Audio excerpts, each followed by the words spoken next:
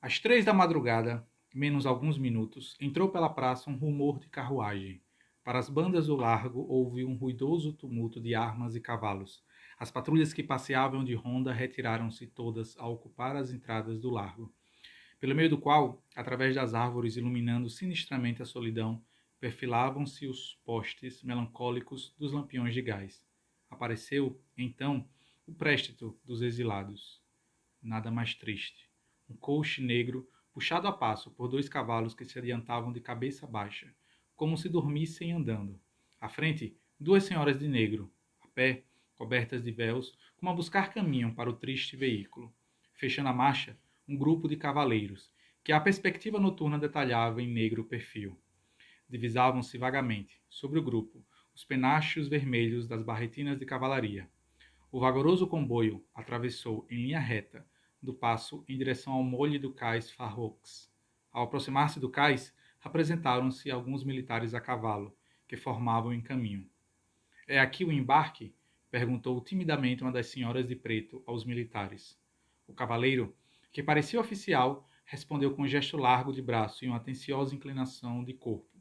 Por meio dos lampiões que ladeiam a entrada do molhe, passaram as senhoras. Seguiu-se o coche fechado. Quase na extremidade do molhe, o carro parou, e o senhor, Dom Pedro de Alcântara, apeou-se, um vulto, indistinto, entre outros vultos distantes, para pisar pela última vez a terra da pátria. E assim, meus queridos e estimados seguidores, é relatado a fuga, a saída e o retorno da família imperial portuguesa barra brasileira ao Império de Portugal. E é sobre o livro do Laurentino Gomes que completa a trilogia. Afinal de contas, já li aqui para vocês, já compartilhei com vocês o 1808, o 1822 e hoje eu quero conversar com vocês brevemente acerca do 1889. Olá pessoal, sejam todos bem-vindos ao Livros e etc. Eu me chamo Leonardo Lisboa e nesse vídeo de hoje eu quero finalmente encerrar a trilogia do Laurentino Gomes, conversar com vocês, melhor dizendo, a respeito dessa trilogia, assim, surpreendente acerca da história do Brasil, né? Só lembrando, vou deixar na descrição, é claro, os vídeos anteriores. Hoje nós iremos conversar a respeito do último livro, chamado 1889, onde o Laurentino Gomes faz um apanhado histórico dos momentos finais da monarquia brasileira e da proclamação barra golpe da República, comandado pelo Marechal Deodoro da Fonseca. Só lembrando, o vídeo primeiro sobre essa trilogia, 1808, onde vai falar sobre a chegada da família portuguesa, a família imperial portuguesa ao nosso país. O segundo livro da série, esse, de prenome 1822, vai falar sobre o retorno da família portuguesa ao país de Portugal. E o 1889, de certa forma, acaba por coroar, acaba por encerrar essa trilogia, assim, surpreendente do Laurentino Gomes. É óbvio que eu vou deixar na descrição o link da Amazon dos 3 livros físicos, caso vocês tenham interesse em adquirir. E ao fazê-lo através dos links que está aqui abaixo, também você ajuda o próprio canal Livros etc., visto que agora somos um parceiro oficial da Amazon. E se você é novo no canal, por favor, considere deixar seu like, comentar, compartilhar e espalhar esse vídeo para que mais pessoas possam conhecer o Livros e etc. e essa atividade intelectual que eu e minha esposa desenvolvemos aqui no YouTube. Pois bem, pessoal, sem mais delongas, vocês tiveram a oportunidade de ouvir. Infelizmente, e aqui é válido pontuar, eu não consegui adquirir ainda a cópia física desse livro do Laurentino Gomes do Terceiro, que acaba por encerrar a trilogia. Eu fiz a leitura no meu Kindle, né, que é um e-reader, do caso da própria Amazon, mas assim, é imprescindível conhecer, acima de tudo, a história de nosso país. Eu compartilhei e falei sobre isso no primeiro e no segundo vídeo a respeito dos 2 primeiros livros. Nós, infelizmente, aprendemos muito pouco e de maneira rasa, rasteira e superficial a história da nossa própria nação. E o trabalho que o Laurentino Gomes, esse jornalista, desenvolveu ao escrever esses 3 livros, assim, é digno de nota honorabilíssima, porque é um trabalho surpreendente que o Laurentino Gomes faz. Ele conta esses fatos históricos, tanto em 1808, 1822 até o 1889, de maneira encadeada e de forma a atrair a atenção de nós leitores. E nesse livro do 1889 não é diferente. É óbvio que eu não vou, de forma alguma, compartilhar aqui todos os capítulos. A ideia aqui não é essa. Quem já acompanha livros, etc., há um tempo, sabe que a ideia desse canal é sempre convidá-los a adquirir a obra e vocês mesmos terem a experiência de leitura. E, claro, compartilhar conosco aqui através do comentário o que é que você achou, se você gostou, se você já leu. É sempre válido essa discussão a respeito dessas obras literárias que eu ou minha esposa resenhamos aqui, tá? Mas eu comentei, alguns minutos atrás, a respeito da proclamação barra golpe, né? É, mais uma vez, aquilo que eu já falei nos vídeos anteriores e falei aqui e repito mais uma vez. Nós aprendemos a história do Brasil de uma forma um tanto quanto distorcida. Eu mesmo lembro claramente de ter aprendido na escola esse momento do 1889 como proclamação da República. Mas hoje, graças a fontes de primeira ordem historiográficas, nós sabemos que a proclamação da República não teve nada de proclamação. Pelo contrário, foi um golpe da República. Assim, melindrosamente arquitetado pelos militares que estavam insatisfeitos com a própria questão militar, que foi, de certa forma, algumas decisões erradas tomadas pelo próprio imperador Dom Pedro II, e ainda, claro, seguindo o próprio desenvolvimento, ou melhor dizendo, seguindo a própria ação da princesa Isabel, quando, sendo princesa regente do país por conta de uma viagem para tratar da saúde de Dom Pedro II, ela mesma toma a atitude de abolir a escravidão em nosso país. Então você soma aí essas duas questões, a questão militar, também tem a questão religiosa, que o próprio Dom Pedro II era afiliado à maçonaria. Isso fez com que ele teve alguns embates com a própria Igreja Católica, pois, segundo a Constituição da época, ele era o poder moderador religioso, inclusive, em nosso país. Quando o Papa enviava a encíclica papal, cabia a ele autorizar a aplicação daqueles decretos papais em nosso país. E naquela época houve algumas encíclicas papais, isso Laurentino Gomes relata de maneira assim primordial aqui no seu livro 1889, que criou alguns desentendimentos entre a Igreja Católica e o próprio Império Português. Somado assim, esses são, digamos assim, os três fatores. Aí você tem a questão religiosa, a questão militar e a própria abolição da escravatura. Consequentemente, hoje nós sabemos que a abolição da escravatura promulgada pela princesa Isabel, assim denominada por José do Patrocínio, jornalista da época, de A Redentora do Brasil, foi o motivo principal pela qual os republicanos, antes esses muito próximos e muito ligados ao imperador Dom Pedro II, justamente viraram a casaca aqui no popular e passaram a arquitetar nos bastidores da política nacional a deposição do governo imperial português, ou seja, o destronamento do imperador Dom Pedro II. E assim, são alguns capítulos assim fantásticos. O Laurentino Gomes, ele escreve de uma forma muito didática, como se ele pegasse você pelo braço e caminhasse junto com você em direção a momentos fantásticos da história do nosso país, que infelizmente não temos a oportunidade de estudar no nosso próprio sistema educacional. O próprio Laurentino Gomes também vai falar, claro, sobre a grandeza da família imperial portuguesa, ou a família imperial brasileira, visto que Dom Pedro II nasceu no Brasil quando filho, no caso do imperador ainda, Dom Pedro I, e foi deixado como regente aqui quando Dom Pedro I teve que retornar a Portugal. E os capítulos são encadeados, um acaba puxando o outro, e assim como os dois primeiros livros da série, o 1808 e o 1822, que mais uma vez reforçam a necessidade de vocês adquirirem para conhecer a história do Brasil de uma forma que não nos é apresentada em nenhum outro lugar.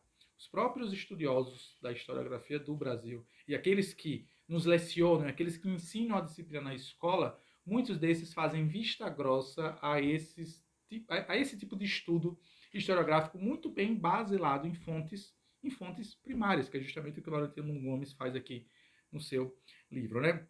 Então, alguns capítulos me chamam a atenção e eu quero compartilhar com vocês, né? Vai falar sobre o golpe, que é nada mais do que o golpe da República. E por que assim, é notório saber e conhecimento hoje em dia a respeito desses fatos, que é um golpe? Porque o próprio Marechal Deodoro da Fonseca, aclamado líder militar da proclamação da República, na noite da proclamação em si, ele estava em casa. E ele não tinha interesse nenhum, ou melhor dizendo, ele não tinha o mesmo, digamos assim, a mesma virulência no destronamento da família imperial, ou seja, da família imperial brasileira. Ele não tinha esse interesse tal como outros militares e outros, digamos assim, maçônicos tinham o mesmo interesse, tal como eles mesmos trabalharam nos bastidores para que acontecesse, para que a família imperial brasileira fosse destronada. O Laurentino Gomes joga a luz a esses fatos que pouquíssimas pessoas conhecem, né? Vai falar, claro, também sobre a chama nos quartéis, né, que é o capítulo número 9,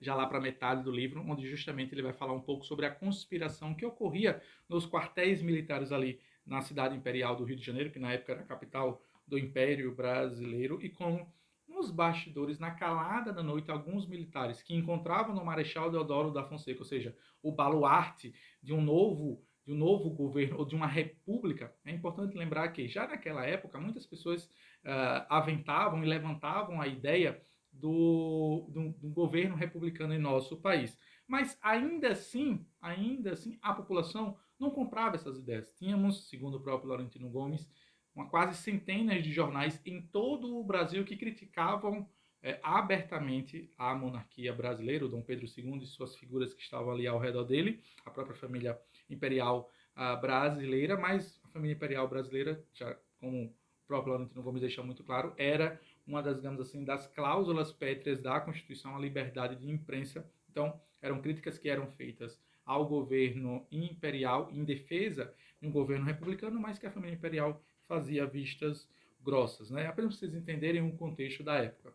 Alguns capítulos me chamam muito a atenção, vai falar sobre o papel dos abolicionistas na defesa de uma república e de como eles trabalharam também nos bastidores para que o Brasil não fosse mais um país escravagista. Desejo esse que veio a ser atendido, mais uma vez, como eu citei aqui alguns minutos atrás, pela queridíssima princesa Isabel. E assim, para mim, de todos os capítulos aqui, dois capítulos para mim são os mais marcantes. Um capítulo chamado A Redentora, dedicado tão somente à figura da princesa Isabel e como ela teve um papel importantíssimo, não apenas na promulgação da abolição da escravatura, mas como na própria condução dos destinos do país. Foi ela mesma que, na questão religiosa, quando Dom Pedro II se desentendeu com a Igreja Católica, foi a própria princesa Isabel que rogou junto ao seu pai para que ele retroagisse e, digamos assim, desse um voto de confiança, um crédito à própria instituição da Igreja Católica. E isso foi visto de forma negativa pelos maçônicos e pela própria maçonaria que estava ao redor do Dom Pedro II, né? Lembrando mais uma vez, esse título, A Redentora, foi direcionado à princesa Isabel pelo José do Patrocínio, um jornalista, um abolicionista da época de grande verve literária, né?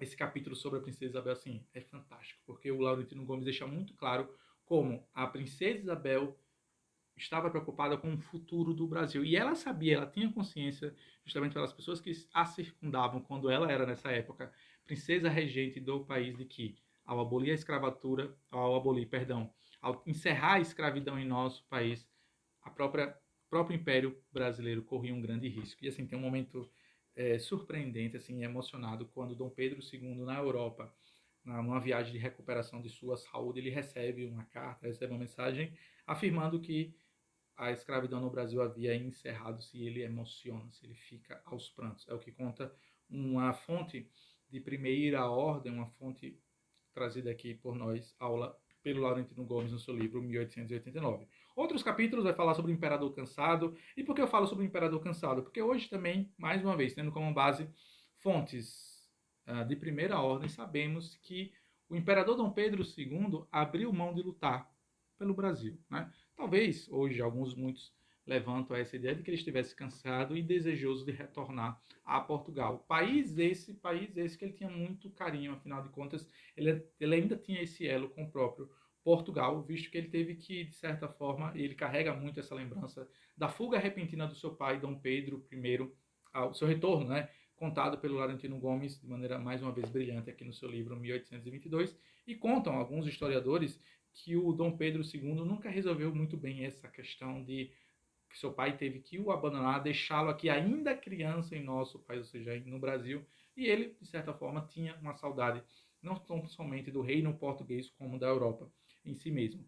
Mas, todavia, fica a recomendação. Aqui é só algumas pinceladas que eu trago a vocês, não quero de forma alguma dar spoiler nenhum ou entregar grandes, digamos assim, grandes acontecimentos da história desse momento bem condensados pelo Laurentino Gomes aqui no seu livro 1889. Vai falar sobre a queda, vai falar um outro capítulo também que muito me deixou tocado, um capítulo chamado O Adeus, né, que é justamente tendo como base aquela leitura que eu fiz no início desse vídeo, que é quando a família imperial, ou seja, Dom Pedro II e sua trupe, sua família, foge na calada da noite, na madrugada, deixando o Brasil lá no sábado, na data do dia 16. Assim, é um momento triste, e espero que ao ler você também, não sei, pelo menos esse foi o sentimento que eu tive, né? O Dom Pedro II, algum tempo depois, chega na Europa, passa para Portugal, depois ele passa a viajar na Europa.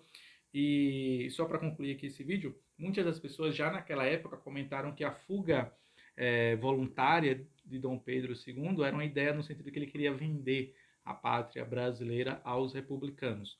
Fato esse desmentido pelo Laurentino Gomes aqui, mais uma vez trazendo fontes primeiras, né?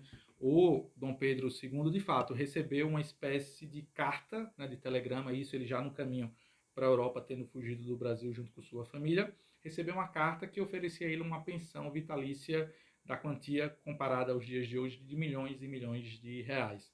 Mas ao chegar na Europa, muitos foram jornalistas que usaram esse fato para retratar a imagem do imperador Dom Pedro II. Só que o que se sabe hoje é que não tão somente Dom Pedro II não aceitou, como ele respondeu esse telegrama dizendo que não fazia questão de receber um centavo como recompensa ou como, digamos assim, pensão vitalícia dos republicanos. Ele aceitou tão somente aquilo que já estava, digamos assim, assegurado a ele pela própria Constituição que os republicanos vieram a respeitar. Assim, enfim, gente, assim, são vários nuances e vários contrastes da história do Brasil que o Laurentino Gomes encerra aqui nessa trilogia do 1889, que faça aqui bravamente e fortemente a recomendação que vocês adquiram esses 3 livros, e eu tenho certeza que o aspecto histórico que vocês conhecem, o que vocês aprenderam na escola sobre o Brasil, será totalmente ressignificado, assim como foi com a minha humilde pessoa ao ler a trilogia desses 3 livros. E quem me acompanha sabe, nos vídeos anteriores.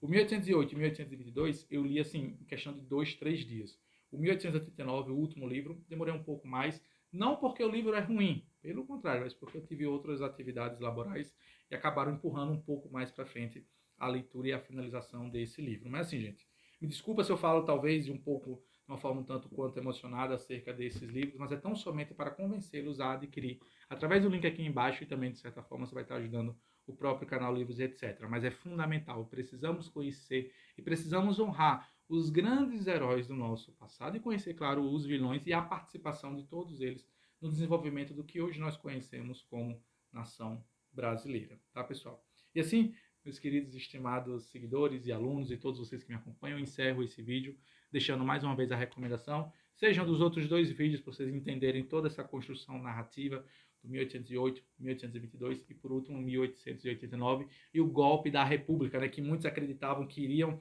levar o país ao desenvolvimento, mas hoje, se nós observarmos, principalmente os anos iniciais, a primeira década após o golpe da República, veremos que não foi necessariamente dessa forma, né? Tem um dos capítulos aqui apenas para encerrar em definitivo, que acabou passando agora pela minha mente. A primeira tarefa dos republicanos ao chegar ao poder, sabem qual foi? Foi justamente apagar todos os traços da monarquia e os traços também da Igreja Católica que estavam em nosso país. Muitos feriados que hoje nós temos em nosso país são um traço, melhor dizendo, são produtos dos próprios republicanos e da maçonaria. Observem vocês, todos os nossos feriados, basicamente todos eles fazem referência à República. Os próprios republicanos também trocaram o nome de vários palácios, várias ruas, avenidas e construções para justamente apagar o brilho da monarquia em nosso país. Não quero com isso dizer que eu sou um monarca 100%, mas eu tendo a reconhecer que a monarquia teve o seu papel importantíssimo na fundação e na, digamos assim, na base, na construção basilar da nação brasileira, que infelizmente foi apagada propositadamente pelos próprios republicanos, esses ligados à maçonaria que levaram o Brasil a aplicar esse golpe republicano em 1889 contra a família imperial brasileira. Tá, gente? Apenas esse adendo, eu não podia deixar de fazê-lo, sendo eu um católico apostólico romano, e apontar o dedo na ferida e apontar de maneira clara e muito transparente aqui que a maçonaria esteve envolvida em todo esse processo que acabou culminando na instalação e no golpe republicano de 1889. E agora, em definitivo, concluo esse vídeo deixando claro o convite. E gostou? Deixa seu like, comenta, compartilha. Comenta aqui embaixo se você já leu, se você tem interesse, o que é que você acha a respeito de conhecer um pouco mais da história do Brasil. Nos vemos no próximo domingo com mais um vídeo, com mais uma resenha literária. Espero que vocês tenham gostado. Até a próxima. Tchau, tchau, pessoal.